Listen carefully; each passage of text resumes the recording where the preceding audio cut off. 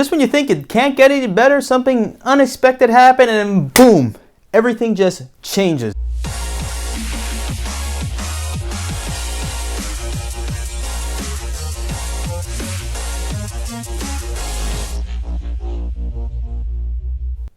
I'm going to miss that intro. Spoiler alert.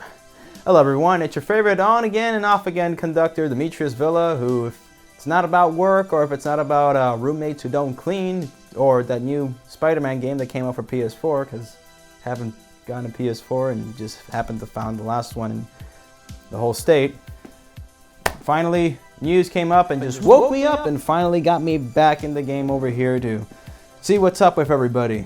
But this, ladies and gentlemen, fellow passengers on this wild ride, this breaking news this week on September 18th, 2018, it's woken me up to say that, maybe it's not just all doom and gloom and that, we don't have a chance at all to catch up to the wondrous infrastructural technology that Europe and Asia and Japan has, that maybe we actually do have a chance.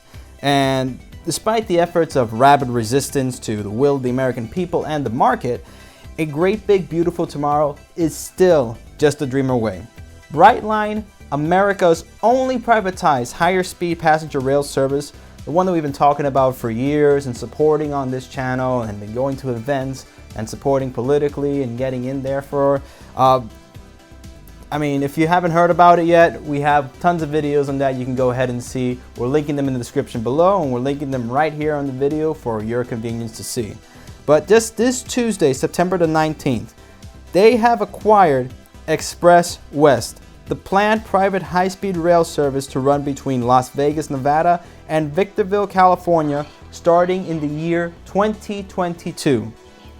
Now, this is massive news because this is the first time in the 21st century that a private high-speed rail line that is currently running in operation right now has decided to buy another project that is planning to build or planning to go into service in the future. So this is the first time this has ever happened. So Brightline is really going right now ahead and going on their own manifest destiny to go ahead and go out west. And this is a big thing too, because what I've been saying before, once you get one step further with higher speed rail, which is what Brightline is, it's not technically high-speed rail, it's higher speed rail because its maximum speed is only 125 miles an hour.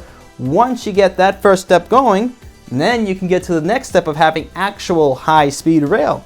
And that's what XpressWest is supposed to be. They're actually going to build their own line for high-speed rail. They're going to have their own dedicated high-speed rail line, unlike Brightline, which has to already run it on their own tracks for Florida East Coast. XpressWest can build their own. This story was first reported as a press release and then shared on Brightline's official Twitter feed. This has been hinted for some time by the XpressWest organization as big news coming up this year. Now, what Brightline is doing isn't technically new per se, at least around the world. This is something that other companies have done. For example, take MTR Corporation Limited that's based in Hong Kong. It not only owns and operates the services and real estates in Hong Kong, but also in other parts of China, in Sydney and Melbourne, Australia, London, UK, and Stockholm, Sweden. And sure, Brightline doesn't have as much money right now as the MTR Corporation has, and MTR has been running at a profit for a very long time. And yes, some have quipped that Brightline isn't running at a profit right now. It just started. Just because a company is losing money does not equal failure. That explains why some of these journalists have journalist degrees and not business, math, or science degrees, actual logical degrees. Brightline has just started operation, so of course, it's not going to be starting a profit. Little to no major companies or startups make a profit in the first 2 to 3 years of operation. They even can go on beyond 3 years of losing money. Take, for example, Apple and Amazon. Amazon didn't make money for a very long time. And losing profits doesn't mean you're going up in smoke. Unless you're Tesla, then you're literally high up in smoke. Okay. How does that work? Do people get upset at you if you do certain things? There's tobacco and marijuana in there.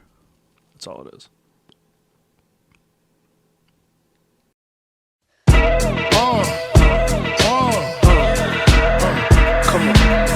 In the case of Brightline, however, ridership has reported to have been increasing at a healthy pace since it opened, according to the quarterly financial statements between January and March, which is unlike most other transit or rail companies when they open up in the US, in which the first month of opening is all a bunch of joyriders and dandy photo ops with local politicians until it all returns to nothing and keeps tumbling down on taxpayer money. Brightline's revenue will also begin to look up as Miami's Central Station has recently opened up, with the increasing real estate revenue from the retail businesses and living units to be added as well. And this is all in the central part of town, where even non-passengers will be visiting for shopping and dining experiences. And soon, you'll have people living in there. Usage of the system will only increase, along with profits and revenue.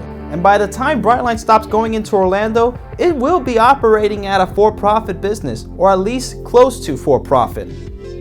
It's this butterfly effect that will keep rolling along, with other examples of private companies following suit, most notably the Texas Central Rail Company, which just got a $300 million loan from Japanese sources for its Shinkansen-style service, to hopefully start service between 2024 and 2025.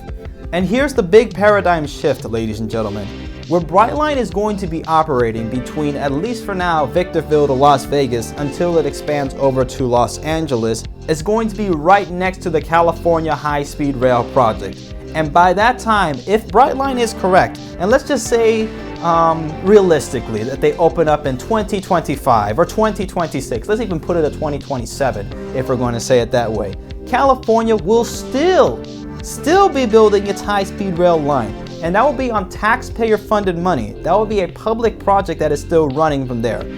It's really going to question, do we really need so much government involvement in infrastructure that every time the government gets involved with building a road project or a rail project, it always goes over budget? And in the case of the United States, when we said before with the money issue here when it comes to building, it's terrible when they build anything here in the United States when it comes to infrastructure or rail. They're spending much more per mile than any other country for rail projects, and doesn't even come close to the amount of profit or the amount of efficiency that other countries have. So if a private company were to build right there in California, it's going to change the way we think about infrastructure in this country. And then in the same timeline, you're going to have Texas Central Railway also operating at the same time. So again, for all the people out there that still think that the government can just throw a crap ton of money and just build these magical rail lines all over the place and they'll just pop up, do we really need the government in there? It's going to make us think. It's going to change the way we think about infrastructure, and we may have to go back to the way that used to be run, the way that used to work. Only this time, we won't be running steam trains. We'll be running high-speed diesels and high-speed electric trains. Then soon, maybe maglev. As for the Hyperloop, that's a whole different story. We hope you all enjoyed this episode. Now be sure to leave your comments below on what do you think about Brightline's expansion westward. How is that going to change the way the country runs when it comes to infrastructure? You can leave your thoughts below. We can start a debate if you want.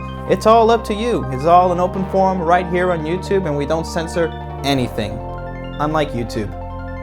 Be sure to also subscribe to the High Speed Rail America Club. And again, I'm trying to get back into the groove of videos.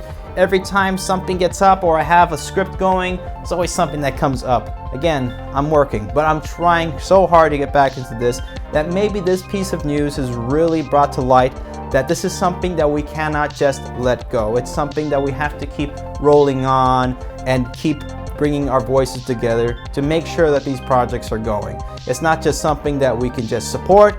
Once it gets built up, we can just leave it right there and wash our hands away from it. We have to keep at it. This is something that we cannot lose like we did with the last generation here in the United States. We have to keep staying on point. We have to keep staying on track. And that was an intended pun. We'll see you all next time.